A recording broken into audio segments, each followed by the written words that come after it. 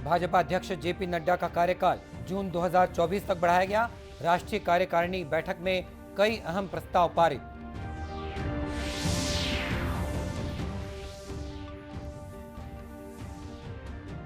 छत्तीसगढ़ जनजाति सलाहकार परिषद की बैठक में आरक्षण विधेयक 2022 के अनुमोदन की अनुशंसा की गई। प्रधानमंत्री के परीक्षा पे चर्चा कार्यक्रम के आगामी संस्करण को लेकर विद्यार्थियों में उत्साह।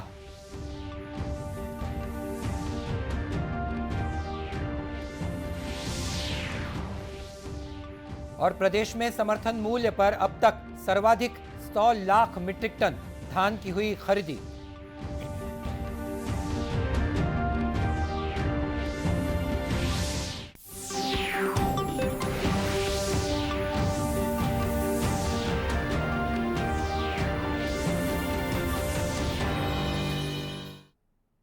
नमस्कार, आप देख रहे हैं दूरदर्शन समाचार। मैं हूं मनीष अहलुवालिया और अब समाचार विस्तार से।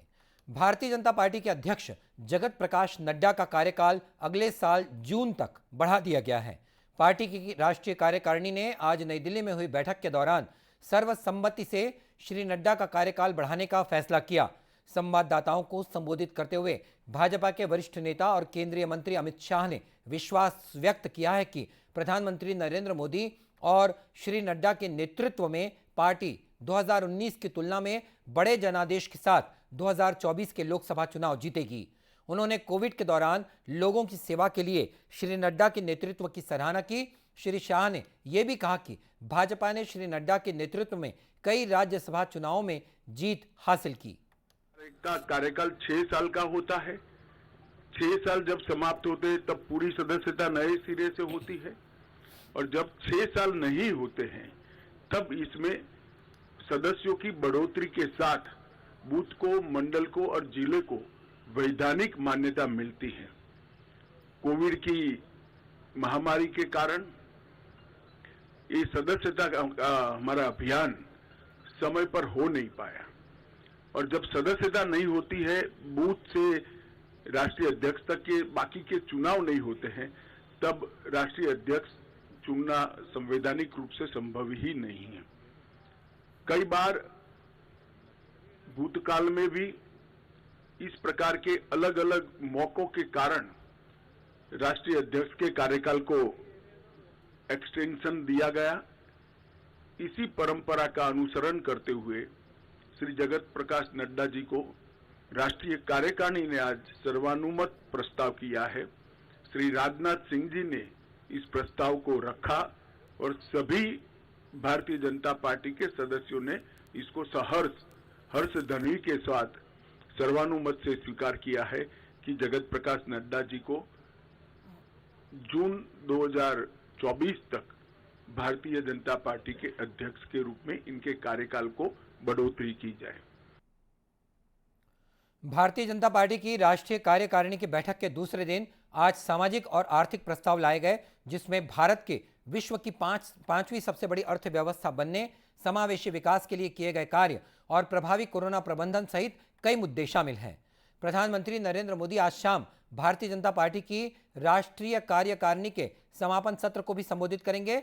राष्ट्रीय कार्यकारिणी की 2 दिन की बैठक के पहले दिन अपने उद्घाटन भाषण में भारतीय जनता पार्टी के अध्यक्ष जेपी नड्डा ने पार्टी के नेताओं और कार्यकर्ताओं से इस वर्ष 9 राज्यों में होने वाले विधानसभा चुनावों में भारतीय जनता पार्टी की विजय सुनिश्चित करने के लिए कोई भी कसर नहीं छोड़ने का आह्वान किया।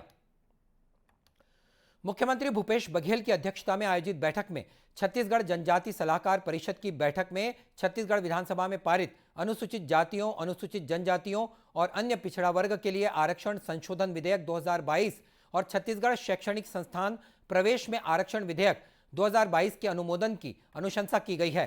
गौरतलब है कि आरक्षण विधेयक में अनुसूचित जनजाति वर्ग के लिए 32% आरक्षण का प्रावधान है।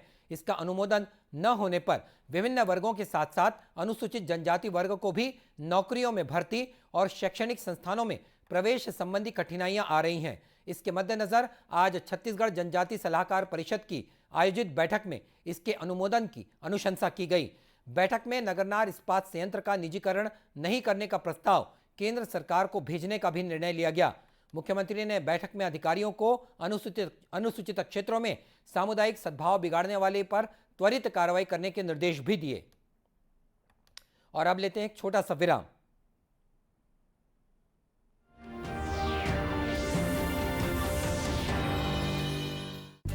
हमारा डेजर्ट आ गया पर हमारी चैंपियन नहीं आई अब तक। बिल भरने के पहले तो आएगी ना। सो गर्ल्स क्या हो रहा है? बिल हो रहा है। चल अपना कार्ड दे। पिन दे।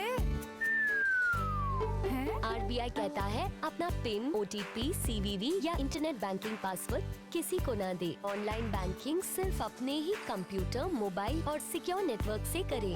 हाँ, ये खाने की चैंपियनशिप थी क्या? आरबीआई कहता है जानकार बनिए, सतर्क रहिए। हाय मॉम, फिर से शॉपिंग? बाबूजी, आपने इसे बिगाड़ के रखा। लिमिट में करो तो कुछ बुरा नहीं होता है। बिना लिमिट शॉपिंग करेगी आपके कार्ड पे। ऐड ऑन जो है। मैंने तो कार्ड पे लिमिट सेट कर दिया। अच्छा, इसके फायदे ये हैं कि रिस्क कम हो जाता है और अगर फ्रॉड भी हुआ तो तुरंत बैंक को बोल दीजिए, नुकसान कम। दादू, Hey, नेक्स्ट टाइम ये pink dress. You are the limit. Limit तो सेट है। आरबीआई कहता है जानकार बनिए, सतर्क रहिए।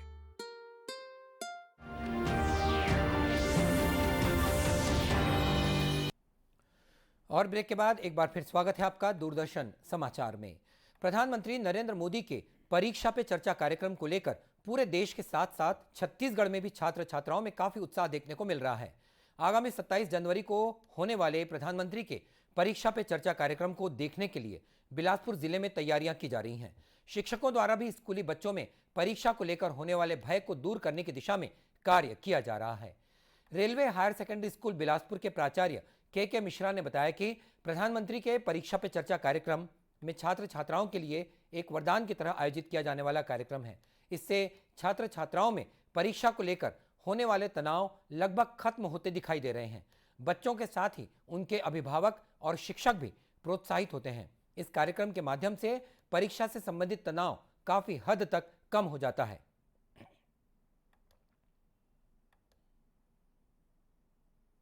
चर्चा जो कार्यक्रम प्रधानमंत्री श्री नरेंद्र मोदी जी ने स्टार्ट किया है वो एक बहुत माने सराहनीय कार्य है, जिससे बच्चे तो भी बच्चे, साथ में शिक्षक और अभिभावक सब उससे प्रोत्साहित बहुत होते हैं और उनका जो बच्चों का मेंटली स्ट्रेस था इसमें से बहुत कम हो जा रहा। तो हम बोले परीक्षा में चर्चा का विषय में उन सारे मुद्दों के विषय में प्रधानमंत्री बोलते हैं जो बच्चे के मन में स्वाभाविक क्वेश्चन होता है। तो बच्चे उस प्रश्न को जो अपने मम्मी पापा से नहीं पूछ पाते हैं, अपने सर से नहीं पूछ पाते, अपने मन के अंदर सोचते रहते हैं, उस सारे सवाल का जवाब बच्चों को परीक्षा में चर्चा के कार्यक्रम से मिल जाता है और उसके बाद बच्चों के अंदर एक मनोबल बढ़ता है, उनके अंदर का आत्मविश्वास बढ़ता है। उल्लेखनीय है कि प्रधानमंत्री परीक्षा पे चर्चा कार्यक्रम के माध्यम से उन सभी मुद्दों को उठाते हैं जो बच्चों के मन में एक प्रश्न के रूप में होता है। इस कार्यक्रम से बच्चों को बहुत फायदा हुआ है। छत्तीसगढ़ राज्य निर्माण के बाद अब तक सर्वाधिक धान खरीदी चालू खरीफ सीजन में हुई है। राज्य में समर्थन मूल्य पर धान खरीदी का पिछला रिकॉर्ड भी टूट गया है। अब तक लगभग 100 लाख मीट्रिक टन धान की खरीदी हो चुकी है, जबकि पिछले वर्ष कुल 98 लाख मीट्रिक टन धान की खरीदी हुई थी। धान खरीदी का यह आंकड़ा अब और भी बढ़ेगा। धान खरीदी 31 जनवरी तक चलेगी। मुख्यमंत्री भूपेश बघेल और खाद्य मंत्री अमरजीत भगत ने राज्य के किसानों को इस उपलब्धि के लिए बधाई दी है। 133 नए खरीदी केंद्र खोले। इस प्रकार से अब कुल खरीदी केंद्र 2617 हो गया है। इससे किसानों को सहूलियत हुआ है, कहीं भी दूर जाना नहीं पड़ा। उपयुक्त जगह में नज़दीकी खरीदी केंद्र में अपना धान वो आसानी से बेचे। इस प्रदेश में 24,97,000 कृषकों ने पंजीयन कराया था, जिसके रकबा 32,16,000 हेक्टेयर था। नवीन पंजीकृत किसानों की संख्या 2,30,000 है और हमारा जो 2022-23 का अनुमानित जो उपार्जन था वो 1,10,000 मीट्रिक टन था। 110 lakh metric ton. 110 lakh metric ton में से हम आज 100 लाख टन पूरा कर रहे हैं, जो एक बड़ी उपलब्धि है और सबको बहुत सुकून देने वाला ये पल है। गौरतलब है कि राज्य सरकार ने चालू खरीफ सीजन में 110 लाख मीट्रिक टन धान खरीदी का लक्ष्य रखा है। प्रदेश में पिछली 1 नवंबर से शुरू हुई धान की खरीदी लगातार जारी है। राज्य के 22 लाख से अधिक किसानों ने धान विक्रय किया है। धान के एवज में किसानों को 20,375 करोड़ रुपए का भुगतान भी किया गया है। केंद्र सरकार की महात्मा गांधी राष्ट्रीय ग्रामीण रोजगार गारंटी योजना मनरेगा जरूरतमंद ग्रामीणों के लिए वरदान साबित हो रही है। इस योजना के तहत छत्तीसगढ़ के विभिन्न जिलों में भी लाखों श्रमिकों को रोजगार मिल रहा है। आकांक्षी जिला कांकेर की सभी ग्राम पंचायतों में मनरेगा के तहत लगभग 7,500 रोजगार मूलक कार्यों की स्वीकृति दी गई है। इससे जिले के प्रत्येक जरूरतमंद परिवारों के सदस्यों को रोजगार प्रदान कर उन्हें समय पर पारिश्रमिक का भुगतान किया जा रहा है। पोंड गांव के मनरेगा मजदूरों का कहना है कि केंद्र सरकार द्वारा संचालित मनरेगा योजना के तहत गांव में जरूरतमंद परिवारों को 100 दिन मानव दिवस रोजगार प्रदान किया जा रहा है। इससे लोगों को काम की तलाश में गांव से बाहर जाने की जरूरत नहीं पड़ रही है। और मैं यहाँ गोदी फेंक लाया हूँ। हेमंत पिता जगतू यहाँ खेती मरम्मत का काम चल रहा है और यह तीसरे सप्ताह का तीसरे दिन है। और यहाँ सरकार के द्वारा महात्मा गांधी नरेगा के तहत 100 दिन का रोजगार दिया जा रहा है। समतलीकरण काम चल रहा है। यहाँ 42 लेबर हैं। जिला पंचायत के मुख्य कार्यपालन अधिकारी सुमित अग्रवाल ने बताया कि मनरेगा योजना के तहत निजी डबरी, भूमि समतलीकरण, पशुधन शेड, कुआं, तालाब निर्माण और वर्मी शेड निर्माण के कार्य करवाए जा रहे हैं। रोजगार के साथ साथ आजीविका मूलक संरचनाओं का विकास कर ग्रामीण परिवारों को लाभान्वित किया जा रहा है। 50 लाख का टारगेट मिला था, जिसके एवज में अभी तक हम लोग 30 लाख का टारगेट पूरा कर चुके हैं और हमारी आगामी कार्य योजना है कि हम लोग 28 फरवरी तक पूरा हमारा टारगेट को अचीव कर लेंगे। और इसमें महात्मा गांधी नरेगा अंतर्गत जो मेनली काम स्वीकृत किए जा रहे हैं, जिसमें ना केवल रोजगार को फोकस किया जा रहा है बल्कि उनके आजीविका को भी बढ़ाने के लिए भी हम काम स्वीकृत कर रहे हैं। जैसे कि डबरी का निर्माण हो गया, जिसमें कि हितग्राही उसमें मछली पालन करके अपना आजीविका उसमें चला सके। साथ में पशु शेड हो गया, मुर्गी शेड हो गया, बकरी शेड हो गया। तो ना केवल अपने मजदूरी मूलक काम कर रहे हैं, केवल बेनिफिशियरी को लाइवलीहुड एक्टिविटी से जोड़ने के लिए भी काम स्वीकृत किए जा रहे हैं। उल्लेखनीय है कि कांकेर कलेक्टर डॉक्टर प्रियंका शुक्ला द्वारा निर्धारित 50,13,000 मानव दिवस को फरवरी माह तक पूरा कर लेने के लिए सभी जनपद पंचायतों के मुख्य कार्यपालन अधिकारियों को निर्देशित किया गया है।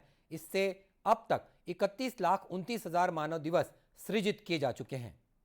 और बुलेटिन के अंत में मुख्य समाचार एक बार फिर। भाजपा अध्यक्ष जेपी नड्डा का कार्यकाल जून 2024 तक बढ़ाया गया। राष्ट्रीय कार्यकारिणी की बैठक में कई अहम प्रस्ताव पारित। छत्तीसगढ़ जनजाति सलाहकार परिषद की बैठक में आरक्षण विधेयक 2022 के अनुमोदन की अनुशंसा की गई।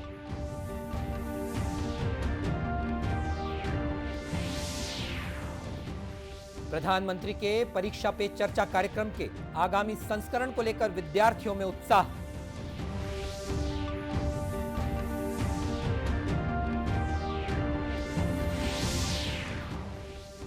और प्रदेश में समर्थन मूल्य पर अब तक सर्वाधिक 100 लाख मीट्रिक टन धान की हुई खरीदी।